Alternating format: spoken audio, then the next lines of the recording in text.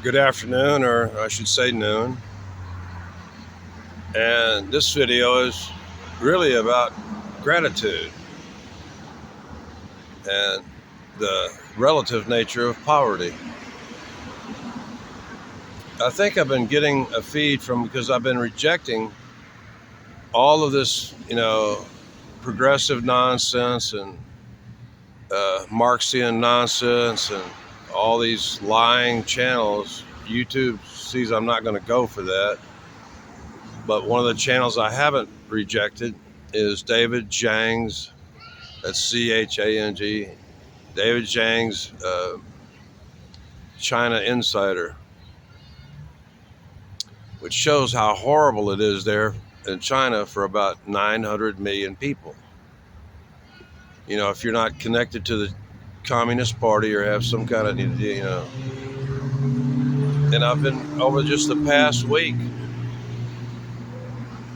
I've been watching videos about how horrible it is. Sometimes I have an interest in, like, the last video I just watched was in shot in Mauritania by an Italian dude who really didn't know what he was.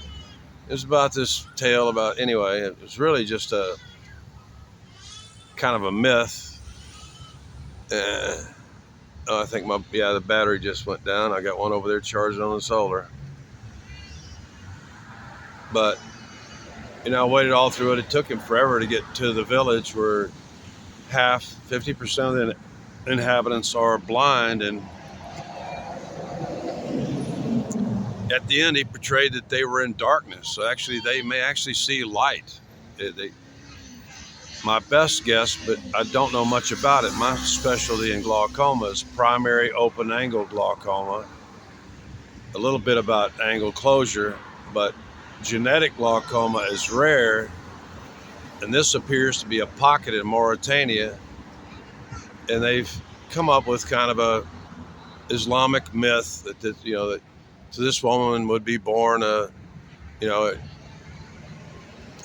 child that was blind but virtuous and so on. And so that's their myth and they're sticking to it. And 50% appear to be carrying the genetics of genetic glaucoma, which they go blind.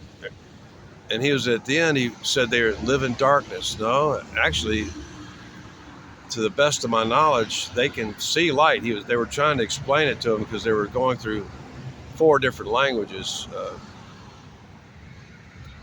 and stuff. They actually see light, but they can't make out shapes or anything. I know it's called photophobia when I get it. It's, matter of fact, a 5-watt lamp or something, literally, that is painful. So I actually think that he came up on a village and it has one of the biggest pockets of genetic glaucoma on this planet. But they live a pretty good life because they claim that they've actually found all of the water sources in Mauritania. They have a special gift kind of for finding water. It may be nothing more than just paying attention to, one's nose, because you can smell water in the air, especially in a dry you can smell anything damp if the air is dry enough.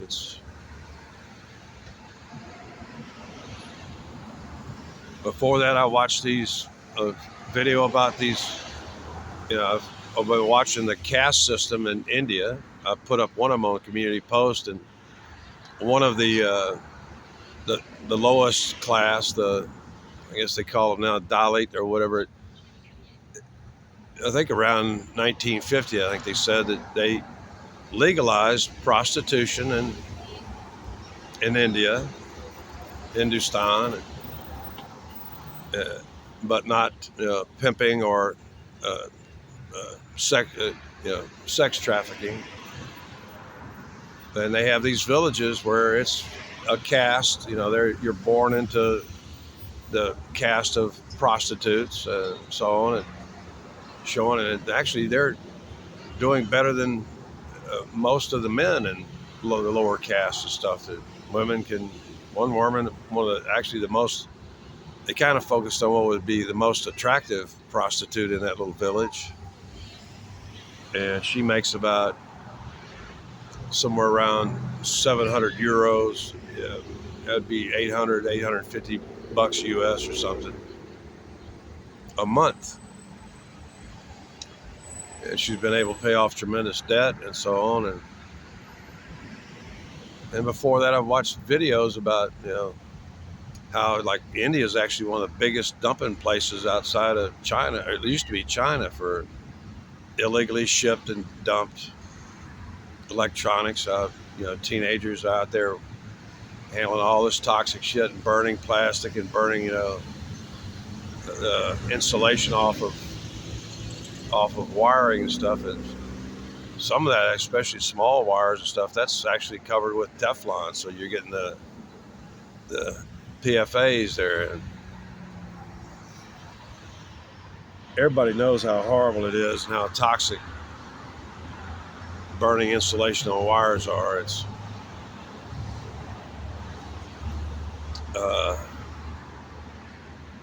But it's just, and there's so many. And the other day I saw about a system where essentially banking is carried out through cell phones in Kenya. It's called M-Pesa. M-Pesa. I think it's Swahili for like money or whatever. But it's working real good, and the company only takes like a penny per transaction, and yet they made like $100 million last year. I think they get part of that from, they also sell these solar panels, which before you couldn't, in Kenya they were useless because people would just steal them. And yet they sell a solar panel that's pretty high price, but just essentially just provides, it beats the hell out of kerosene price wise and everything else. But the key thing is you only pay them, I think they priced it at about $180 US. And you pay them like $50 up front. You get the panel and a lamp. And I've owned many of those LEDs. They're quite bright. And there must be a little small, lithium battery storage that's built into the unit.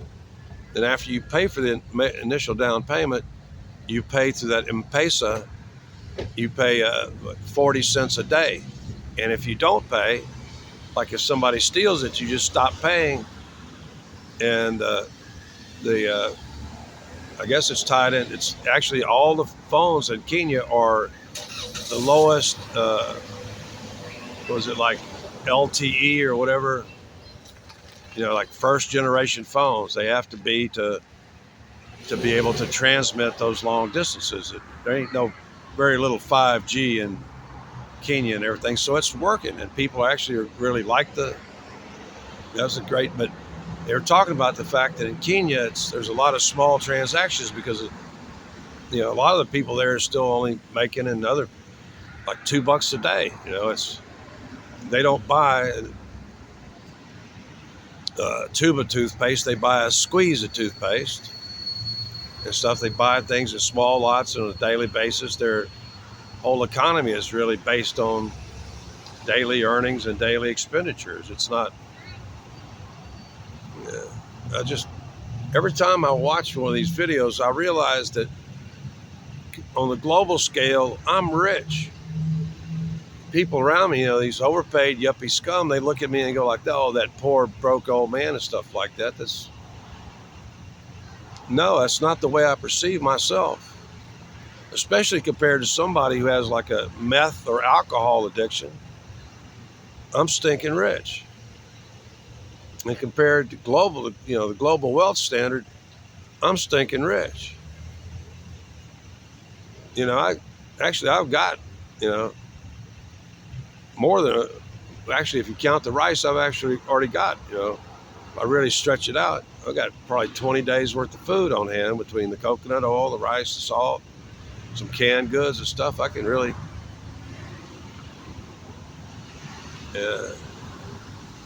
watching that kind of stuff, I like to keep my perspective straight. I don't consider myself poor. I really don't. And I have great wealth, really, when you compare me to And I'm glad, I'm so happy that my ancestors have invested more than 4 centuries in helping to build and be part of the American economy and giving me the entitled, the privilege of being an American and living in a place where if you get busted up and broke, that you do get SSI and Medicaid. You get at least minimal support and medical help. And the problem is if you stay healthy and stuff, when you get to your old age, then they give you the death sentence of Medicare where they just try to rob you to death. I think that's kind of unfair, but I think it's a lot unfair.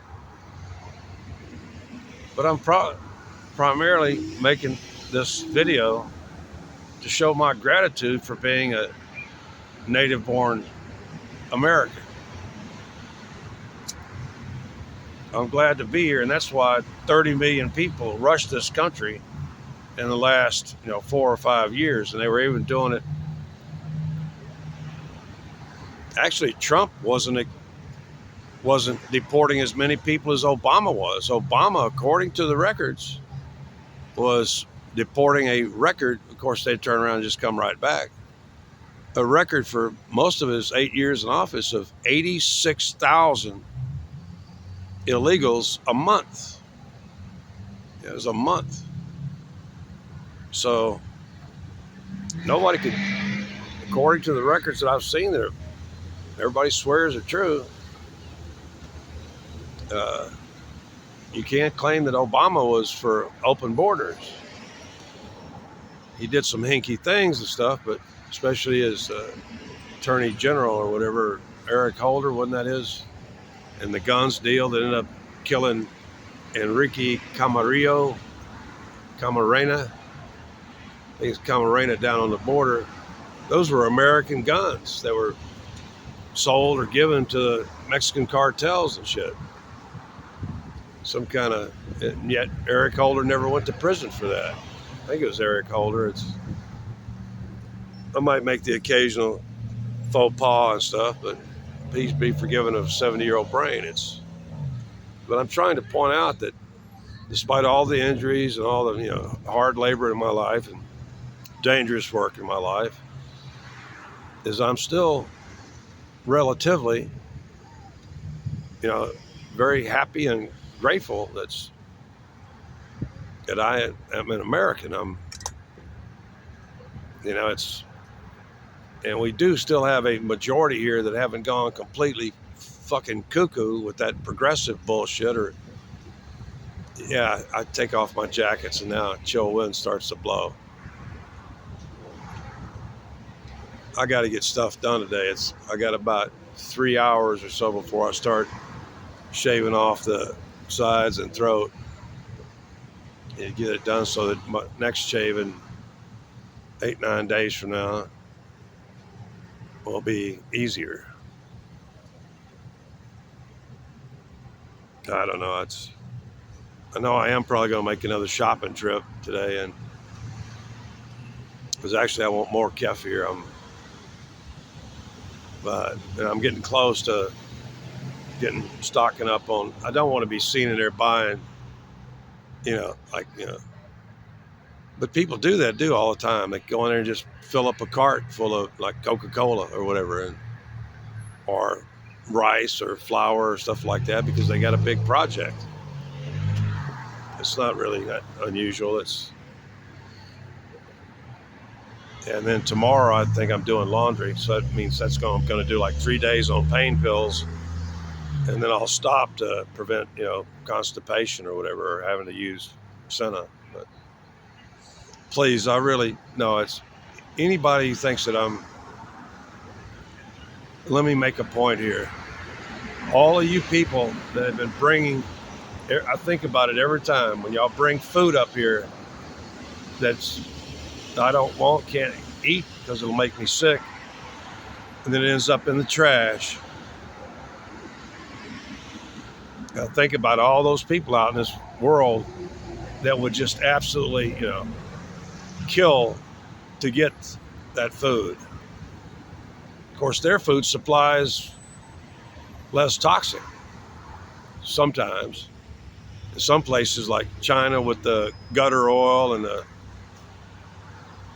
sewage oil stuff, and all the rotten meat and stuff that they bleach and treat and chemical up, uh,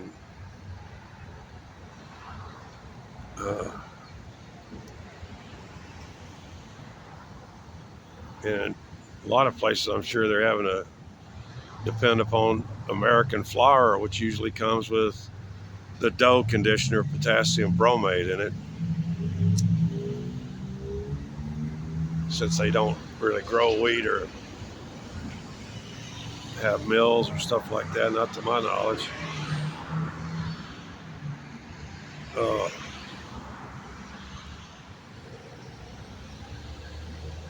so that's pretty much it. I just wanted to say, like, even if you're living like over in the mobile home park here in Pflugerville, you ought to be fucking happy. You really should. You got food banks here. You're not really going to do without. I'm not really doing without anything other than a roof over my head. And that's not bad. There are plenty of people, oh my God, they have to, in order to get a roof over their head, they're literally, sleeping on the floor on rice straw mats or on some little pallet or piece of, foam rubber, stinky, that was retrieved from the trash. Watch this stuff. People live off of the landfills. They go out there and dig through the landfills, and any kind of, especially meat or vegetables that look like it can be boiled to a point to where it's non-toxic and non-lethal, they live off of that. There's people who've been doing it for generations and stuff.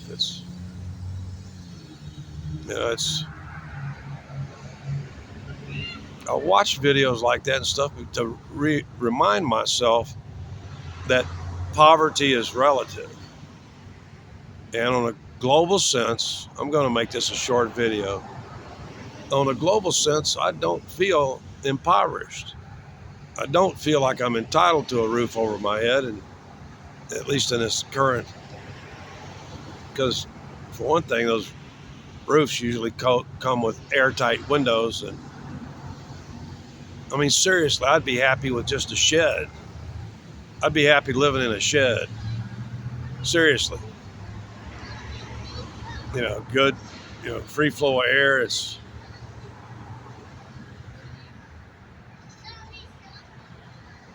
the people around me, these social workers, stuff like that, they act like I'm entitled to have a nice, finally, a lot of people do. My friend Jim and down there on Shady Lane and stuff like that, he's got a beautiful apartment, but in exchange for paying that rent out of his SSI, and he's primarily just he's got he had a bad heroin addiction. He's on the methadone thing, and he's obese. He takes his little cart and he goes to the food bank about once a week, and they give him about 100 to 150 pounds of gigantic, huge vegetables and stuff that are, it's all kind of canned goods and stuff. And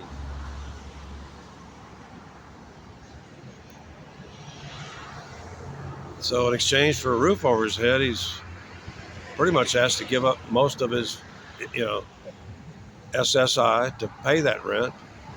And then he has to go through all the begging offices and making appointments. But considered to other countries, he's living the life of a fat cat. There are literally about 3 billion people that wish they were as well off as I am, or Jim with his fabulous apartment down there right next to a gentrified apartment complex around close to the intersection of Airport and Shady Lane and stuff. It's absolutely fabulous compared to a lot of the housing in that area. So I just wanted to say is, because a lot of you people call me an ungrateful bum. No, I'm just a guy who's trying to prevent you from poisoning me with the same food that you're killing yourself with. See, I'm smart enough not to eat that shit. That's why I'm planning, because having a good grain supply, because white rice lasts pretty much forever. They coming a fairly puncture resistant bag. The only one I've had puncture was a pack rat got into one of the bags, and it got in there and then realized that apparently it didn't really like rice. They're very picky eaters. It didn't hesitate me from bagging up that bag, and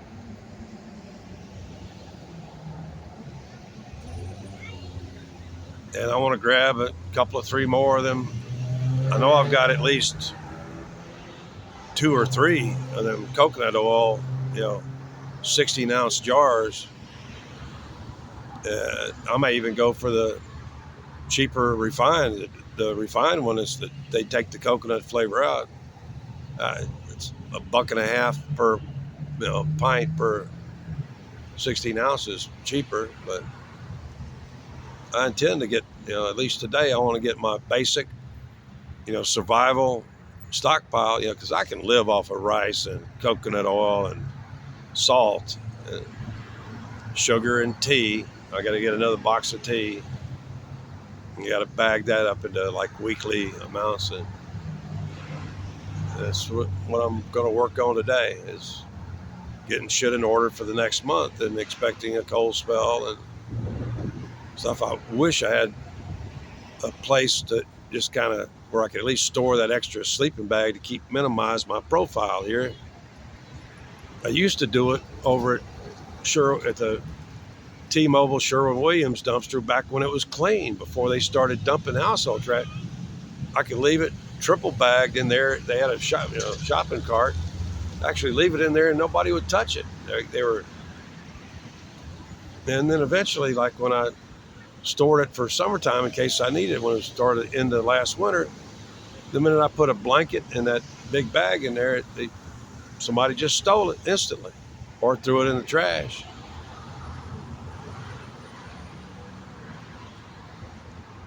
So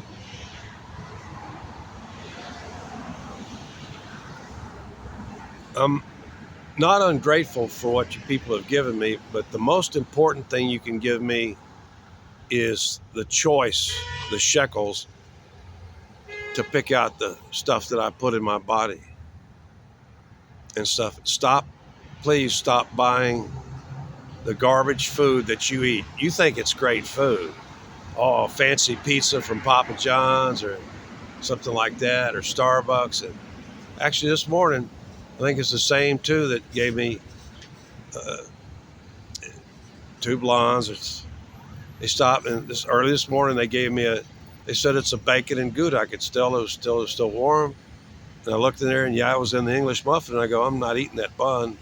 So far, the only thing I've eaten today was I reached inside of there, and it's 1 slice of bacon cut in half and a little bit of Gouda, and I just grabbed that little munch, and that's all I ate. And the bun is in my trash bag because it's likely full of glyphosate, chlormequat, potassium bromate, and some other shit. What I ate was, even though the bacon's full of like sodium acetate and shit like that, sodium erythorbate, and all these nasty sodium compounds, it was such a small quantity, I knew I could handle it. So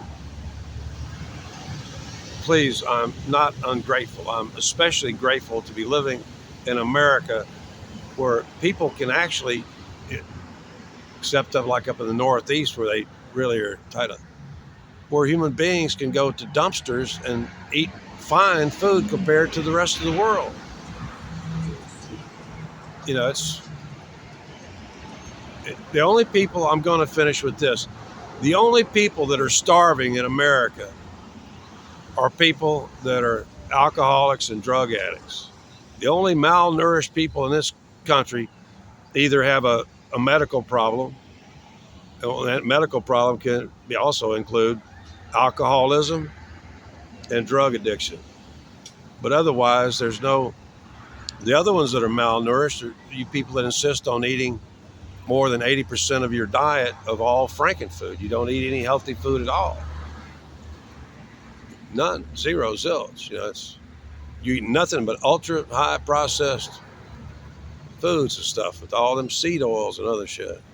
So please, all the time I think about the fact that you know, I'm grateful for the fact that I actually do have access to food that's almost pure, or pure food and pure drink.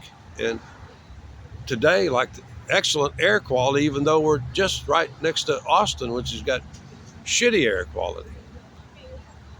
I'm grateful for all that. Don't ever mistake it. Don't ever think that I'm not grateful for the fact that at least, I get some assistance from America. Of course, being egocentric like every human being, uh, I would like to say have my shoulder fixed, but I've accepted. I'm at peace that it's not going to happen. I finally read that message from Amy, who's only an LVN, who sent me back about surgical status and stuff. Well, be in touch as soon as we talk to the doctor. I already told her I'm at peace with it. I know that I'm going to spend the rest of my life with a gimpy arm. And she's still trying to lead me on. Please, after what is now 23 full months of, Baylor Scott and White and St. Joseph CHI yanking my chain, saying they're going to fix it. I ain't that stupid. Anyway, I just wanted to get it home to you that the biggest problem, though, is like getting good food. We don't really have it, that source here in this country, but getting food to help people around the world actually fulfills Thomas Malthus's thing is you feed the poor, you just end up with more poor people. And the problem is any kind of food shipments towards those people, any kind of U.S. aid and stuff, it gets stolen by the gangster element. So there are problems in this world that can't be overcome, but I'm just grateful that I was born a Texan and inside the United States of America, because actually I have a higher standard of living than about 4 billion people on this planet who live in just absolute filth and poverty, and they're forced to labor 6 or 7 days a week just to make ends meet. Although I'd got to admit that silver miner in that town in Peru or whatever, he was still spending a sizable part of his daily mining activity money on coca leaves. But then again, he's old, he's worn out. Yes. So anyway, if you think I'm ungrateful, I'm not. I'm just not going to show gratitude for people trying to force and getting upset because I reject the frankenfood that they try to give me. I couldn't believe that 25-year-old meth head yesterday hadn't even heard that she was sitting there eating mostly the hot dog bun was some of the condiments fall in the frankenfood category. That 4-ounce beef hot dog in there is probably not that bad. I don't think it has any mace in it.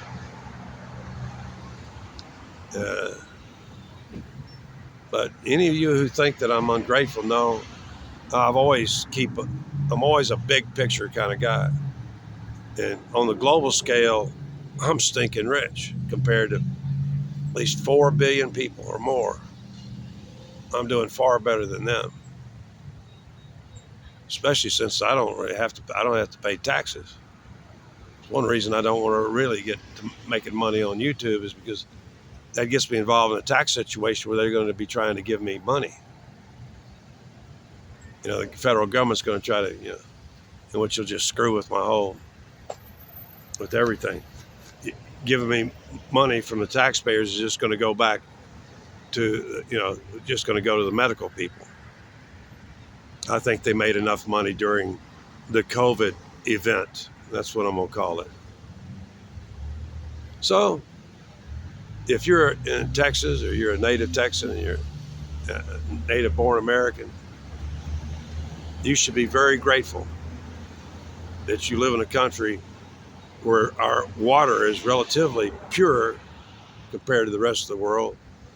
And although our food supply is not, part of it is. And if you're smart and pick out the right stuff, you can actually live a pretty healthy life.